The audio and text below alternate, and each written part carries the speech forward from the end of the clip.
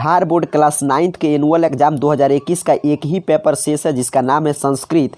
तो आपके Bihar board class 9th annual exam 2021 के संस्कृत के विषय कोड 105 के प्रश्न पत्र की चर्चा करेंगे। आपका अंतिम प्रश्न पत्र है, तो इसमें हम लोग पहले ऑब्जेक्टिव प्रश्नों की चर्चा करेंगे, उसके बाद कुछ सब्जेक्टिव प्रश्न भी देखेंगे ताकि आपका अंतिम एग्जाम बिल्कुल अच्छा से बीते। ओरिजिनल प्रश्न पत्र है, एक एक प्रश्न को देखते चलिएगा, याद करने का मन हो तो याद करते चलिए, लिखना चाहते हो तो एक एक प्रश्न का आंसर लिखते चलिएगा क्योंकि यही बिल्कुल आपको प्रश्न पत्र मिलेगा। यहाँ पे देखिए शुरुआत होगा खंड अ अर्थात कि वस्तुनिष्ठ प्रश्न की। इसमें इंस्ट्रक्शन दिया गया है कि 1 से 100 तक ऑब्जेक्टिव प्रश्न है जिसमें से कोई 50 प्रश्न आपको OMR पत्रक जो मिल रहा है उस पर बनाना है। ये 50 अंक का है, कोई भी 50 प्रश्न आपको छोड़ देना है। तो हम लोग 50 से ज़्यादा ऑब्जेक्टिव प्रश्न की पहले चर्चा करेंगे, उसके बाद सब्जेक्टिव प्रश्न को समझेंगे। तो पहला नंबर प्रश्न आपसे देखिए पूछा गया है कि किस ग्रंथ में श्री कृष्ण के विचार हैं। तो गीता में जानते हैं श्री कृष्ण के उपदेश का संकलन है, तो ए राइट आंसर हो जाएगा। क्वेश्चन नंबर 1 का लिख रहे हो तो लिख लीजिए ए, या याद कर रहे हो तो याद कर लीजिए, पहला का होगा ए। दूसरे नंबर प्रश्न की बात करें तो कह रहा है ईसा स्तुति पाठ में किसकी स्तुति की गई है। तो ईसा स्तुति पाठ में परमात्मा परम पिता परमेश्वर की स्तुति की गई है, तो बी राइट आंसर हो जाएगा। तीसरे नंबर प्रश्न की बात करें तो कह रहा है कि यहाँ पे क्या भराएगा, आगे है पृष्ठाद पृष्ठस्ते, तो इस गद्यांश में रिक्त स्थान पे कौन सा पद होगा। भी आपके पाठ्य पुस्तक या श्लोक से लिया गया है, तो यहाँ पे भराएगा नमः, तो तीसरा का राइट आंसर हो जाएगा ऑप्शन सी। चौथे नंबर प्रश्न की बात करें तो कह रहा है अस्तोमा सदगम्य यह वाक्य किस उपनिषद का है। तो सदगम्य वाक्य जो है बृहद आरण्य उपनिषद से लिया गया है, तो डी पे राइट आंसर दिया गया है चौथे नंबर प्रश्न का। पांचवें नंबर प्रश्न की बात करें तो कह रहा है ऋग्वेद में कितने सूक्त हैं। ध्यान से समझिएगा, आपसे पूछा है कितने सूक्त हैं, तो ऋग्वेद में 1028 सूक्त हैं। और वहीं पे आपसे पूछता है कि ऋग्वेद में कितने मंत्र हैं, तब होता 10,555। तो कंफ्यूजन में नहीं रहना है, सूक्त पूछा गया तो राइट आंसर 5 का लिख लीजिए, ऑप्शन बी होगा 1028। आगे बढ़ेंगे 6 नंबर प्रश्न की बात करेंगे। कह रहा है शुक्ल यजुर्वेद किस वेद का भाग है। तो शुक्ल यजुर्वेद बिल्कुल आसान प्रश्न है, यजुर्वेद का भाग है, तो सी राइट आंसर हो जाएगा। 7वां नंबर प्रश्न आपसे पूछ रहा है कि सभी प्राणियों का कल्याण चाहने वाले पुरुष कौन है। तो सभी प्राणियों के कल्याण चाहने वाले सज्जन पुरुष होते हैं, तो 7 नंबर क्वेश्चन का ए राइट आंसर होगा। 8 नंबर प्रश्न की बात करें तो कह रहा है अंतहीन रोग क्या है। सभी आपके पाठ्य पुस्तक से बिल्कुल आसान आसान प्रश्न आपके लिए सेट किया गया है। तो 8 नंबर प्रश्न है कि अंतहीन रोग क्या है। तो लोभ जो है अंतहीन रोग है और क्रोध शत्रु है, तो सी राइट आंसर होगा 8 नंबर प्रश्न का। 9 नंबर प्रश्न की बात करें तो कह रहा है महाभारत में कितने श्लोक हैं। तो महाभारत में 1,10,000 श्लोक हैं, तो बी पे राइट आंसर दिया गया है, ऑप्शन बी राइट आंसर हो जाएगा 9 नंबर प्रश्न का। आगे बढ़ेंगे, एक एक प्रश्न को याद करते चलिए, लिख रहे हो तो ध्यान से लिखिएगा। 10 नंबर प्रश्न कह रहा है किस वेद को क्रियात्मक मंत्र है, अर्थात कि गाए जाने वाले मंत्र किस वेद में है। तो साम वेद में, तो 10 नंबर का प्रश्न का राइट आंसर होगा ऑप्शन सी।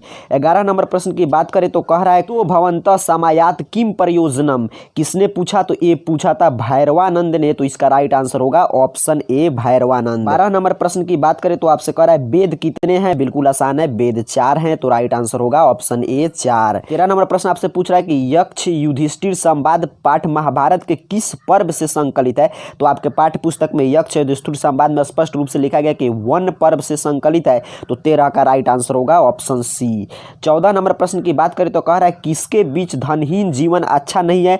तो बंधु बांधवों के बीच धनहीन जीवन अच्छा नहीं है, तो सी राइट आंसर हो जाएगा 14 नंबर प्रश्न का। 15 नंबर प्रश्न आपसे पूछ रहा है कि ब्राह्मण पुत्र धन की खोज में सर्वप्रथम कहां पहुंचे। तो ब्राह्मण पुत्र जो है धन की खोज में निकले थे, तो सर्वप्रथम अवंती में पहुंचे थे, तो बी राइट आंसर होगा 15 नंबर क्वेश्चन का। 16 नंबर प्रश्न की बात करें तो कह रहा है लोभाभीष्ट चक्रधरा पाठ ग्रंथ से लिया गया है, आपसे पूछा गया है, लिया गया है पंचतंत्र विष्णु शर्मा का, तो राइट आंसर हो जाएगा ऑप्शन सी पंचतंत्र। 17 नंबर प्रश्न की बात करें तो कह रहा है कस्य में कौन संधि है। कस्य में का संधि विच्छेद कीजिएगा तो मिलता है कह प्लस च, तो विसर्ग आ गया, तो विसर्ग संधि होगा, अर्थात कि 17 का ए राइट आंसर होगा। 18 नंबर प्रश्न की बात करें तो कह रहा है स्वर संधि के कितने प्रमुख भेद हैं। तो स्वर संधि के 5 भेद होते हैं, बी राइट आंसर याद रखिएगा। 18 नंबर प्रश्न का हो जाएगा ऑप्शन बी। 20 नंबर प्रश्न की बात करें तो कह रहा है किस संधि में व्यंजन के साथ व्यंजन अथवा स्वर का मेल से विकार उत्पन्न होता है। तो व्यंजन के साथ व्यंजन अथवा स्वर वर्ण का मेल होता है, तो उसे हम बोलते हैं व्यंजन संधि, तो राइट आंसर होगा ऑप्शन सी। आगे बढ़ेंगे, 20 नंबर प्रश्न की बात करेंगे, बिल्कुल आसान संधि विच्छेद पूछा गया, विद्यार्थी का संधि विच्छेद, तो विद्या प्लस अर्थी, तो 20 का याद कर लीजिए, ऑप्शन ए राइट आंसर होगा। 21 नंबर प्रश्न को हम लोग छोड़ेंगे, ऐसे आपको लगातार प्रश्न बनाना भी नहीं चाहिए, आपको 85 प्रश्न बनाना है 100 में से। यदि लिख रहे होंगे तो ध्यान से लिखिएगा क्योंकि हम 21 नंबर प्रश्न को छोड़ रहे हैं, 20 के बाद सीधे बात कर रहे हैं 22 नंबर प्रश्न की।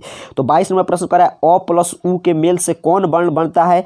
तो और उ जब मिलता है तो इसके मेल से उ वर्ण बनता है, तो राइट आंसर हो जाएगा ऑप्शन बी। चलिए फिर 23 नंबर प्रश्न को छोड़कर हम लोग आगे बढ़ेंगे। 24 नंबर प्रश्न कर रहा है स्वेच्छा का सही विच्छेद कौन सा है? तो स्वेच्छा का सही विच्छेद होता है स्व प्लस इच्छा, तो डी राइट आंसर हो जाएगा। 24 के बाद हम लोग आगे बढ़ेंगे, बात करेंगे 26 नंबर प्रश्न की। तो 26 नंबर प्रश्न कह रहा है काल कारक वचन पुरुष लिंग आदि के कारण किन शब्दों के रूप नहीं बदलते हैं? काल कारक पुरुष वचन लिंग से अव्यय के रूप नहीं बदलता है, तो डी राइट आंसर हो जाएगा 26 नंबर प्रश्न का। 27 नंबर प्रश्न की बात करें तो कह रहा है संस्कृत में स्वर वर्ण कितने हैं? तो संस्कृत में 13 स्वर वर्ण है, तो बी राइट आंसर होगा 27 नंबर प्रश्न का।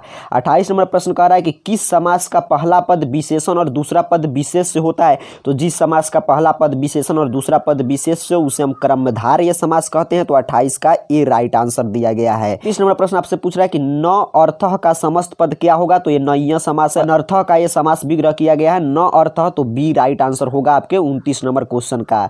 30 नंबर प्रश्न की बात करें तो कह रहा है आपसे किसी भी समस्त पद को सार्थक विभक्ति युक्त पद में अलग अलग करने की प्रक्रिया को क्या कहते हैं? तो इसे कहते हैं विग्रह, तो इसका राइट आंसर होगा ऑप्शन सी 30 का याद कर लीजिए, विग्रह होगा राइट आंसर।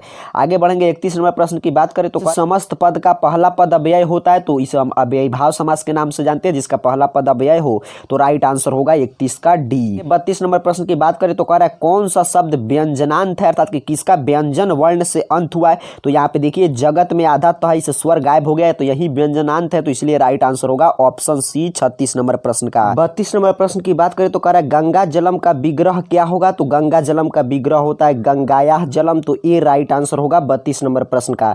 33 नंबर प्रश्न आपसे पूछ रहा है कि किस समस्त पद में द्विगु समास है? तो द्विगु समास का पहला पद संख्यावाचक होता है, तो इस दृष्टिकोण से देखें तो सप्ताह जो है द्विगु समास है, तो डी राइट आंसर दिया गया है 33 नंबर क्वेश्चन का। नंबर प्रश्न की बात करें तो कह रहा है राम शब्द के द्वितीय बहुवचन का रूप कौन सा है? राम शब्द का द्वितीय बहुवचन का रूप देखिए ऑप्शन ए पे दिया गया है, तो 34 का याद कर लीजिए, ऑप्शन ए राइट आंसर होगा। 30 नंबर प्रश्न की बात करें तो कह रहा है अयम किस शब्द का रूप है? तो ईदम का आप शब्द रूप याद किए होंगे, तो उसमें मिलता है अयम, तो राइट आंसर होगा ऑप्शन सी। 35 के बाद यहाँ पे कर्म में थोड़ा सा देखिए गड़बड़ है, तो 35 के बाद 40 नंबर, तो इसलिए मैं बोल रहा हूँ बार बार कि ध्यान से यदि आप लिख रहे होंगे तो ध्यान से लिखिएगा, याद कर रहे होंगे तो ध्यान से लिखिए। इसमें कुछ प्रश्न छूटा है, 35 के बाद है 40। तो 40 नंबर प्रश्न की बात करें तो आपसे पूछ रहा है इस शब्द में चतुर्थी विभक्ति है? तो सी नंबर 40 का राइट आंसर होगा, इसी में चतुर्थी विभक्ति है, तो सी नंबर आंसर हो जाएगा 40 नंबर प्रश्न का।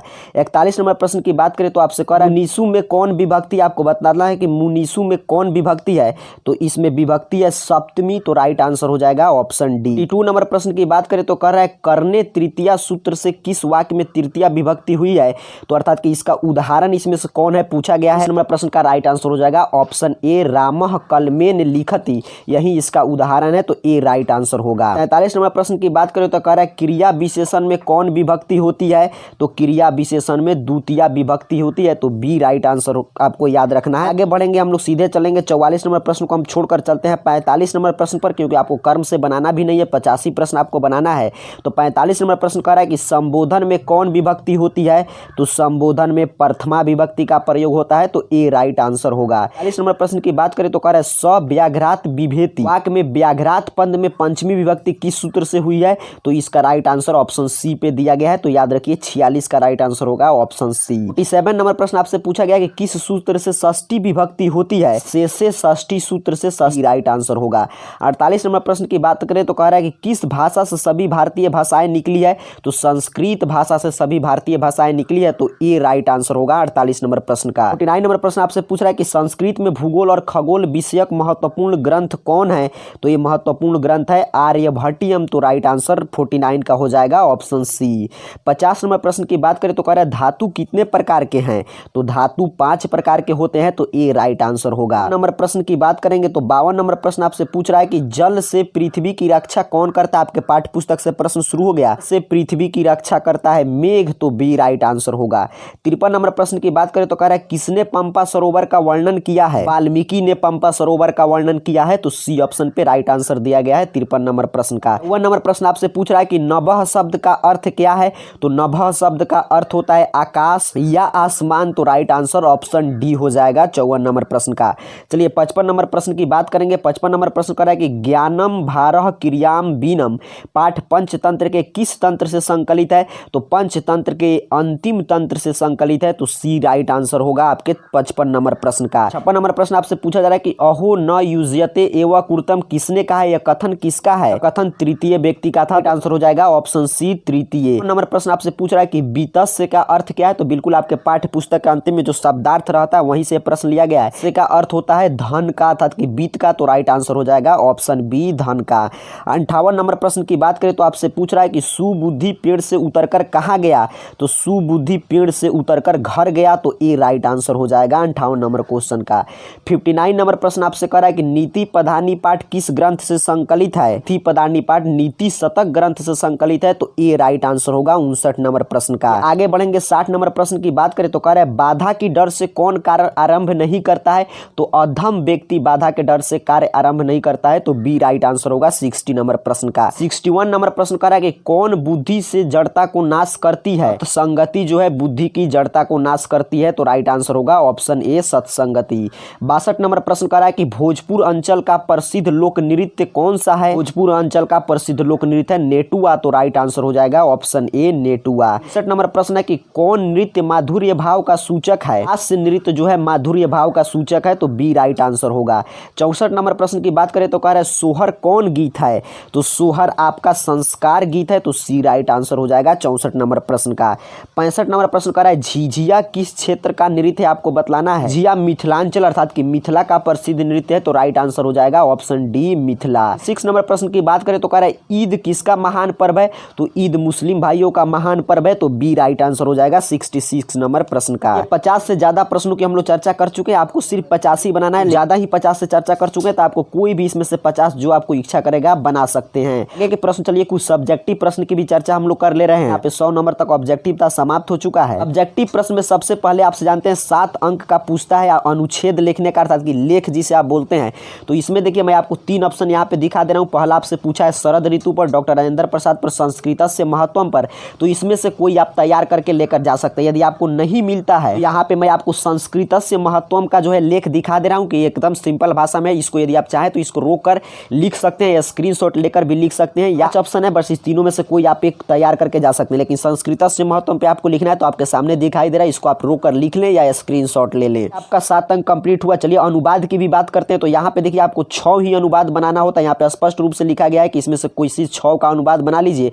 तो यहाँ पे अनुवाद भी आपको दिखाई दे रहा है। अनुवाद आपसे पूछ रहा है पटना एक नगर है, आपको बतलाना है। फिर दूसरा नंबर है कि इसके उत्तर में गंगा नदी है। तीसरा है मैं पटना गया था, मेरे साथ तुम भी थे। 5वां नंबर है पटना में गोलघर है। 6ठा नंबर है तुम गोलघर देखोगे। तो ये 6 अनुवाद आप पहले से बनाकर तैयार करके लेकर आपको जाना है, तो एक एक प्रश्न को लिख लीजिएगा। चलिए इस तरह आपका संस्कृत का भी टेंशन समाप्त हो चुका है। आप सभी को बहुत बहुत धन्यवाद।